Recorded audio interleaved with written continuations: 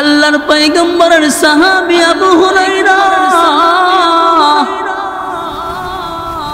আল্লাহর এই বান্দির কথা শোনার পর তার চেহারা খুব রাগান্বিত হয়ে গেলেন। আবু হুরায়রার চোখগুলো লাল টকটক হয়ে গেল আর বলতেছে, ও আল্লাহর বান্দি, তুমি তো নিজে অপরাধ করেছো, অন্যায় করেছো, কিন্তু তোমার এই সন্তানটা কি অপরাধ করেছিল? তোমার এই সন্তানটা ছিল একজন নিষ্পাপ বাচ্চা, যার কোনো গুনাহ ছিল না, তার তো কোনো অপরাধ ছিল না, কিন্তু তুমি তোমার এই সন্তানটাকে কেন তুমি এমন ভাবে হত্যা করলা, এমন ভাবে শাস্তি দিলা? আল্লাহর পয়গম্বরের সাহাবীর এই কথা শোনার পর ওই মহিলা বলে, ওগো আবু হুরায়রা, আমার আল্লাহ কি এই অপরাধ করার পর আমাকে মাফ করবো নাকি?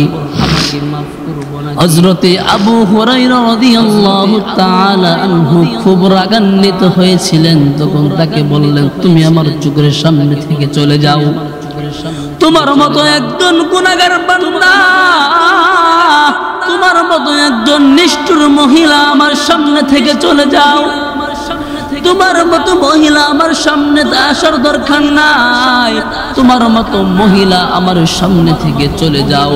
এই কথা বলার পর হযরতে আবু হুরায়রা রাদিয়াল্লাহু তাআলা আনহু এই মহিলাকে দূর দূর করে তাড়াইয়া দিলেন। যখন এই মহিলা কান্না করতে করতে যখন চলে যায়, তখন আবু হুরায়রা রাদিয়াল্লাহু তাআলা আনহুর মাথার ভিতরে হুঁশ আসলো যে আল্লাহর পয়গম্বর তো এখনো জীবিত আছেন, আমি কেমন করে এই মহিলাকে তাড়াইয়া দিলাম? আমার তো উচিত ছিল আল্লাহর পয়গম্বরের কাছে নিয়ে যাওয়া, কিন্তু আমি তা না করে এই মহিলাকে কেমন করে দূর দূর করে আমি তাড়িয়ে দিলাম। এই চিন্তা করে হযরতে আবু হুরায়রা রাদিয়াল্লাহু তাআলা আনহু ওই দৌড়াইয়া দৌড়াইয়া রাসূলের দরবারে যায়, যাইয়া বলে, ইয়া রাসূলুল্লাহ, ইয়া হাবিবাল্লাহ, এমন একজন মহিলা আমার কাছে এসেছিল, এমন এমন ঘটনা ঘটে গিয়েছে, কিন্তু আমি এই কথা শোনার পর তাকে দূর দূর করে তাড়িয়ে দিয়েছি।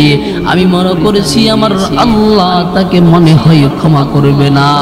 এই কথা বলার পর হযরতে মুহাম্মদুর রাসূলুল্লাহ সাল্লাল্লাহু আলাইহি ওয়াসাল্লাম খুব রাগান্বিত হয়ে বলেন, ও আবু হুরায়রা, তুমি জানো জিবরাইলের মাধ্যমে আমার আল্লাহ আমাকে জানিয়ে দিয়েছেন, আল্লাহর এই বান্দি এত অপরাধ এত গুনাহ করার পরেও যখন আল্লাহর কাছে আস্তাগফিরুল্লাহ পড়ে তওবা করেছে, আল্লাহর কাছে যখন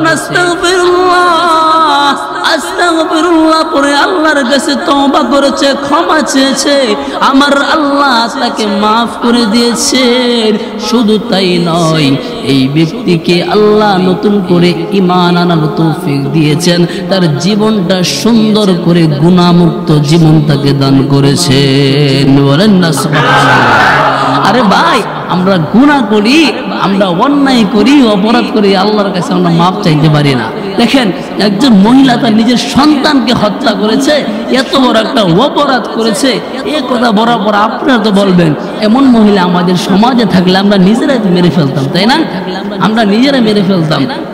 কিন্তু আমরা এত গুনাহ এত অপরাধ করার পরেও আল্লাহর কাছে তওবা করি না, আল্লাহর কাছে চাই না। কিন্তু এই মহিলা এত গুনাহ করার পরেও তার ভিতরে আল্লাহর ভয় কাজ করেছে, আল্লাহ কি তাকে মাফ করব কিনা এই চিন্তা তার ভিতরে কাজ করেছে। কিন্তু যখন তিনি আবু হুরায়রার কাছে এসে জিজ্ঞাসা করলেন, তিনিও খুব রাগান্বিত হয়ে গেলেন।